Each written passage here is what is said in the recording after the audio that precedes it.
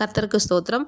ஆதியாகமம் 20வது அதிகாரம் தான் நான் இன்னைக்கு உங்க கூட பகிர்ந்துக்க போற கட்டுரை வடிவம். இதுல கூட என்ன பார்க்க போறேன்னா, ஆபிரகாமும் சாராளும் கேரார் அப்படிங்கிற ஒரு ஊருக்கு போறாங்க. அங்க என்னெல்லாம் நடக்குது அப்படிங்கிற ஒரு கதை மாதிரி ரொம்ப அழகாவே இதுல வர்ணிச்சிருப்பாங்க. அதை பத்தி தான் பார்க்க போறோம். இப்ப என்ன பண்றாங்க, ஆபிரகாமும் சாராளும் தென் திசை பக்கமா பிரயாணம் பண்ணி கேரார் அப்படிங்கிற ஒரு ஊருக்கு போறாங்க. அந்த ஊர்ல ஒரு ராஜா இருக்காங்க. அந்த ராஜா பேர் என்னன்னு பார்த்தீங்கன்னா அபிமெலேக்கு அப்படின்னு சொல்லியிருக்காங்க. இந்த அபிமெலேக்கு வந்து என்ன பண்றாருன்னா, சாராள வந்து இவங்க எல்லாருமே என்ன பண்றாங்க, போற இடத்துல ஆபிரகாம் சாராலும் சேர்ந்து, அதாவது ஆபிரகாமுக்கு சாராள் வந்து மனைவி இல்லை, சகோதரி அப்படி தானே சொல்லியிருக்காங்க.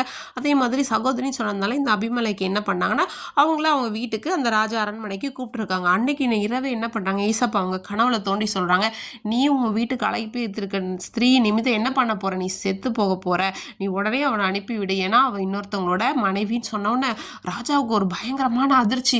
என்னன்னு சொல்லிட்டு அடுத்த நாள் வந்து என்ன பண்றாங்க அப்படின்னா, ஏசப்பாட்ட அன்னைக்கு நைட்டே இவங்க வந்து கேட்குறாங்க, ஏசப்பா நீதியுள்ள ஜனங்களை நீங்கள் வந்து அழிப்பீங்களா, இவ வந்து அவளோட சகோதரின்னு தானே சொன்னா, நான் வந்து ஒரு சுத்தம இருதயத்தோடு சுத்தமான கைகளோடு தான் நான் வந்து இதை செய்தேன்னு சொன்னோன்னே ஏசப்பா சொல்கிறாங்க, நீ வந்து இதை சுத்தமான இருதயத்தோடு தான் செய்த, நான் அறிஞ்சிருக்கனால தான் நான் உன்னை பாவம் செய்ய விடலை, நீ அவளை அனுப்பிவிட, அவன் ஒரு தீர்க்கதரிசி, அவனுடைய கணவன் உனக்காகவும் உன்னை சார்ந்த யாவருக்காகவும் வந்து என்ன பண்ணுவான், வேண்டுதல் பண்ணுவான் அப்படின்னு சொல்கிறாங்க.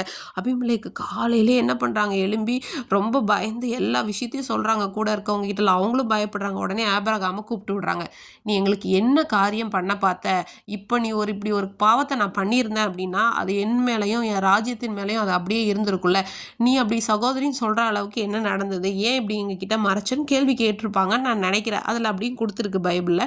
அப்போனே சொல்கிறாங்க, ஆபிரகாம் சொல்கிறாங்க, இந்த இடத்துல தெய்வ பயம் இல்லைன்னு சொல்லிட்டு எனக்கு தெரியும், அதனால தான் நான் வந்து அப்படி சொன்னேன். அதுவும் இல்லாமல் இவங்க எனக்கு சகோதரி அப்படிங்கிறது எனக்கு இது வந்து உண்மைதான், என்னோட கூட பிறந்தவங்க இல்லை, என்னோட தாய்க்கு குமாரத்தி இல்லை, என்னுடைய தகப்பனுக்கு இவ குமாரத்தி தான்.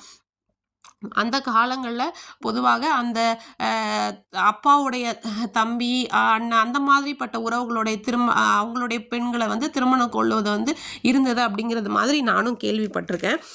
அப்போ வந்து அப்படி சொல்கிறாங்க.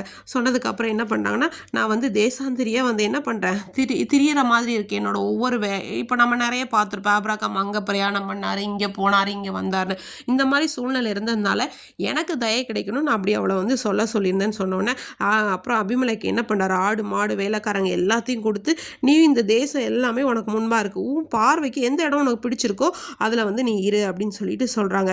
உடனே என்னாச்சு, ஆபிரகாமுடைய மனைவியை வந்து சாராள் இருக்காங்கல்ல, அவங்கள வந்து ராஜாவோட அரண்மனைக்கு அழைப்பித்தது நிமித்தமாக அவங்க வீட்டு கற்பங்களை எல்லாம் ஏசப்பா அடைச்சிருந்தாங்க. அப்போ ஆபிரகாம் வந்து தேவனை நோக்கி வேண்டுதல் செய்த போது அவங்க வீட்டில் இருக்கிற அந்த குழந்தை இல்லாத எல்லா காரியங்களும் என்ன பண்ணாங்க, ஏசப்பா மாற்றி போட்டு கர்ப்பத்தை எல்லாம் திறக்கிறாங்க. அதே போல் இன்றைக்கும் நம்ம வாழ்க்கையில் அடைப்பட்ட வாசல்களையும் கர்த்தர் திறப்பாராக.